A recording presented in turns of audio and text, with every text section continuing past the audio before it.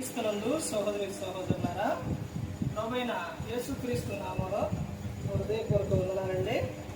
ముందుగా ఇంత మంచి సమయాన్ని ఇచ్చిన తండ్రి అయిన దేవునికి ప్రభువైన క్రీస్తు ద్వారా కృతజ్ఞత స్తుతులు చెల్లిస్తున్నానండి. అందరూ బాగున్నారండి. వాక్యం చదువుకొని ప్రార్థన చేసుకున్న తర్వాత పాఠంలోనికి వెళదాం. లూకా గారు రాసిన సువార్త 1వ అధ్యాయం 41వ వచనం నుంచి చూస్తే,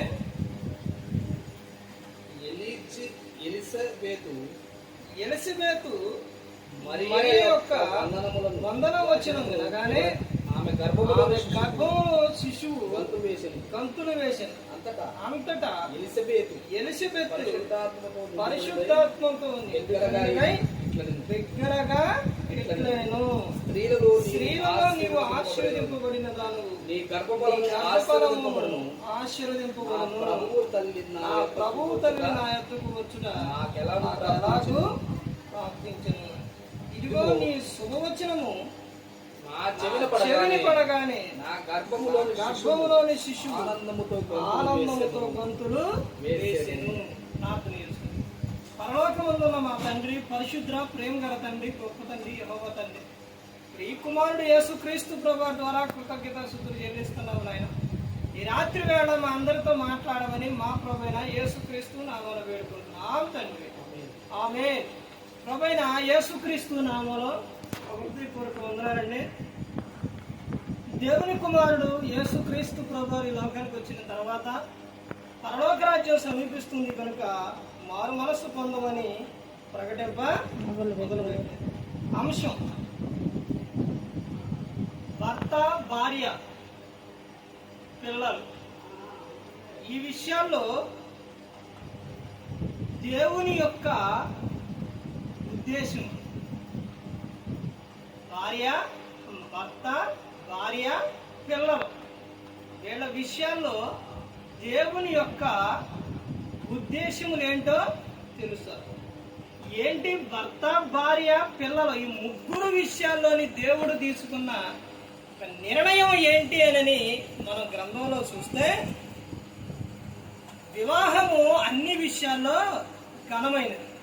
అంటే పురుషుడును స్త్రీని వీళ్ళిద్దరిని ప్రేమించి వాళ్ళిద్దరును జతపరిచి వారిని ప్రేమించి వారికి ఇచ్చేదే ఏంటంటే బహుమానం. దానినే ఏమంటారంటే గర్భఫలం అంటారు. అంటే దేవుడు వీరిద్దరిని ప్రేమించి వారిద్దరిని ఏం చేశారు? జతపరిచి తర్వాత వారికి పిల్లలను ఇస్తున్నారు. అంటే గర్భఫలం ఆయన ఇచ్చు బహుమానం. గర్భంలో ఉన్న శిశువు, గర్భంలో ఉన్న శిశువు గురించి ఇక్కడ ఏమని చెప్తున్నారంటే, తల్లి గర్భం ధరించిన తర్వాత ప్రతి ఒక్క మాట కూడా, బయట నుంచి వచ్చే ప్రతి ఒక్క మాట కూడా గర్భంలో ఉన్న శిశువు ఆ విషయాలు పురుషుడైనా లేకపోతే అంటే మగ శిశువు అయినా ఆడ శిశువు అయినా గర్భంలో ఉన్నవారు వింటారు అని లూకా గారు రాసిన సువార్త 1వ అధ్యాయం 41 నుంచి 44 వరకు మనం చూస్తే అక్కడ జరుగుతున్న విషయం. తల్లి గర్భంలో పిండముగా ఉన్నప్పుడు ఆ కడుపులో ఉన్న శిశువు బయట ఎవరైతే మాట్లాడుతున్నారో అవన్నీ కూడా ఏం చేస్తున్న లోపల వింటున్నారు. తర్వాత చూడండి, ఆదికాండం 9వ అధ్యాయం, ఆదికాండం 9వ అధ్యాయం 7వ వచనం చూస్తే, మీరు ఫలించి అభివృద్ధి నొందుడి, మీరు భూమి మీద సమృద్ధిగా సంతానము కని విస్తరించుడని వారితో చెప్పాను. దేవుడు చెప్తున్న విషయం చూశారండి. భూమి మీద పురుషుడును స్త్రీని జతపరిచిన తర్వాత వారికి దేవుడు ఏం దయచేస్తుండండి? సంతాన అభివృద్ధి. దేవుడు చెబుతున్న విషయం ఏంటంటే, మీరు ఫలించి అభివృద్ధి నొందుడి.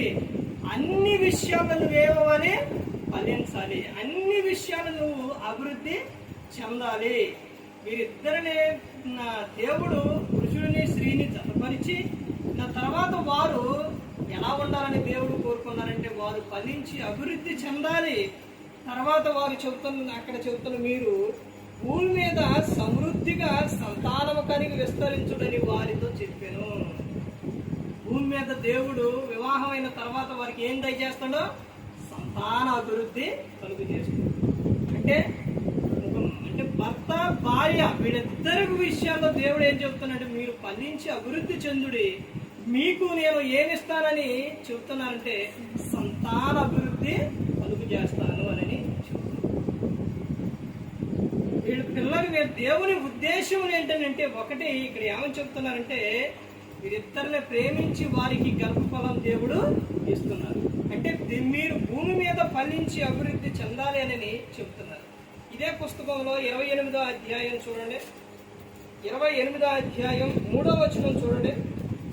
సర్వశక్తి గల దేవుడు నిన్ను ఆశీర్వదించి నీవు అనేక జనములగునట్లు నీకు సంతానాభివృద్ధి కలుగు చేసి నిన్ను విస్తరింపజేసి నీవు పరవశమైన దేశమును అనగా దేవుడు అబ్రహాముకిచ్చిన దేశమును నీవు స్వాస్థ్యముగా చేసుకున్నట్లు. ఇక్కడ నీకు సర్వశక్తి గల దేవుడు చెప్తున్న విషయం ఏంటంటే నిన్ను ఆశీర్వదించి అనేక జనములగునట్లు నీకు సంతానాభివృద్ధి కలుగు చేస్తాను నాయన అని చెప్తున్నాను. కొంతమందికి లేట్ అయినా కానీ ఏమిస్తాను దేవుడు గర్భఫలం అనేది ఇస్తాడు. చూడండి గలతీలకు 1వ అధ్యాయం ఇక్కడ చూడండి ఏమని చెప్తున్నారు. గలతీలకు 1వ అధ్యాయం 15వ వచనంలో చెబుతున్న విషయం ఏంటంటే చూడండి, అయినను తల్లి గర్భమునందు పడినది మొదలుకొని నన్ను ప్రత్యేకపరిచి కృపచేత పిలిచిన దేవుడు నేను అన్యజనులలో కుమారుని ప్రకటింపవలనని ఆయనను నాయందు బయలుపరపాలను అనుగ్రహించినప్పుడు మనుషు మాత్రులతో నేను సంప్రదింపలేదు. ఇక్కడ అసలు తల్లి గర్భం పడినది మొదలుకొని నిన్ను ప్రత్యక్షపరిచి, ఎందుకు ప్రత్యక్షపరిచిందండి దేవుడు? ఇద్దరినే పురుషుణ్ణి స్త్రీని ప్రేమించి వారికి వివాహం చేసి వారిని జతపరిచి తర్వాత వారికి గర్భఫలం ఇస్తుండో తర్వాత దేవుని ఉద్దేశం ఏంటి పిల్లల విషయాల్లో? అసలు గర్భఫలం ఎందుకు ఇస్తుండు దేవుడు? వారి ఉద్దేశం ఏంటనేది ఇక్కడ చెప్తున్నారు చూడండి. ఆయనను తల్లి గర్భమునందు పడినది మొదలుకొని నన్ను ప్రత్యక్షపరిచి, తల్లి గర్భంగా రూపించిన తర్వాత పడింది మొదలుకొని నిన్ను ప్రత్యక్షపరిచి తన కృపచేత నన్ను పిలిచిన దేవుడు నేను అన్ని జనులు తన కుమారుణ్ణి ప్రకటింపవాలి. అన్ని జనులలో ఆయన కుమారుని గురించి ప్రకటించాలి, ప్రచురించాలి, చెప్పాలి. ఆయన గురించి యేసుక్రీస్తు ప్రభువారి గురించి ఆయన పరలోకం నుంచి ఈ లోకానికి వచ్చి మన కోసం ప్రాణం పెట్టారు. మనం పరలోకం చేరాలని ఈ లోకానికి వచ్చి మనందరి కోసం మరణించారు, మనంత ప్రేమిస్తున్నారని యేసుక్రీస్తు ప్రభువారి గురించి చెప్పాలి. మరణ పునరుద్ధారణ గురించి చెప్పాలి. అందుకే దేవుడు గర్భఫలాలు ఇస్తుండవు.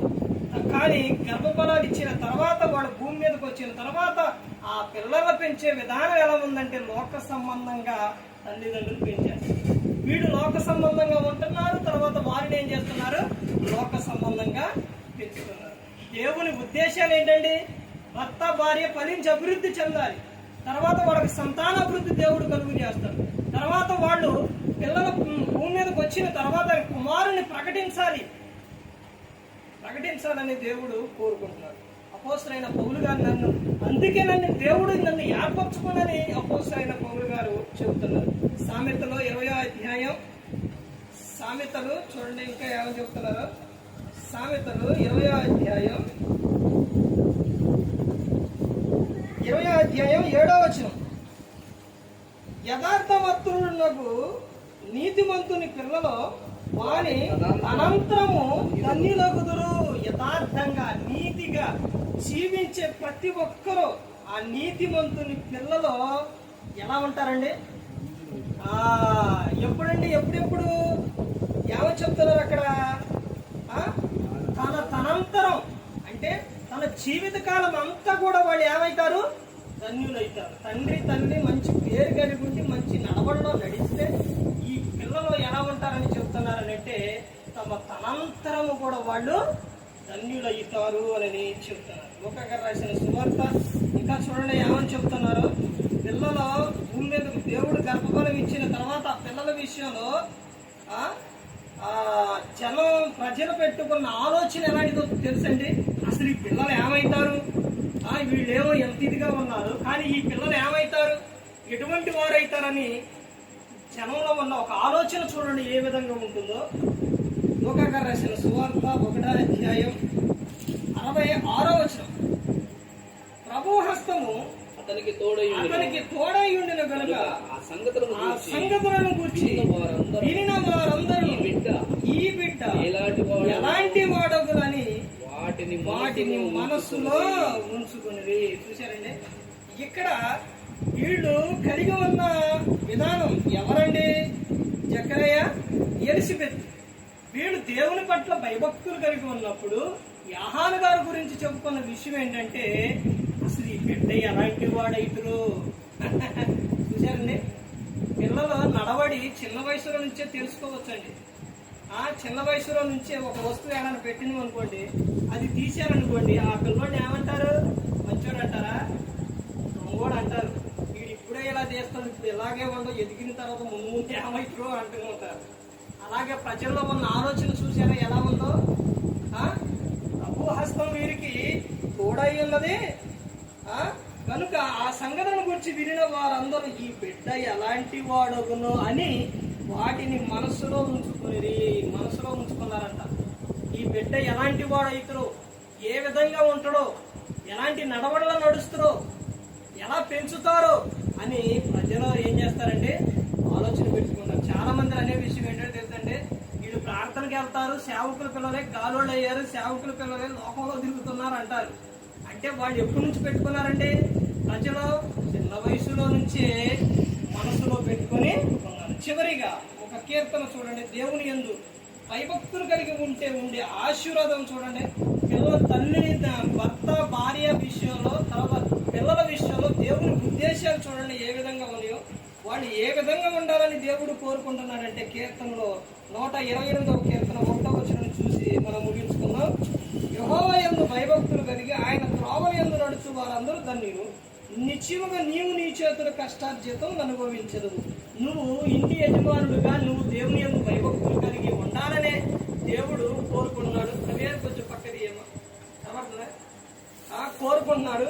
తర్వాత ఆయన త్రోవల యందు నడుచు వారందరూ ఆయన త్రోవల యందు నడవాలి అని దేవుడు కోరుకుంటున్నాడు. నిశ్చయముగా నీవు నీ చేతుల కష్టార్జితం అనుభవించదు. ఆ విధంగా ఉండాలని దేవుడు కోరుకుంటున్నాడు.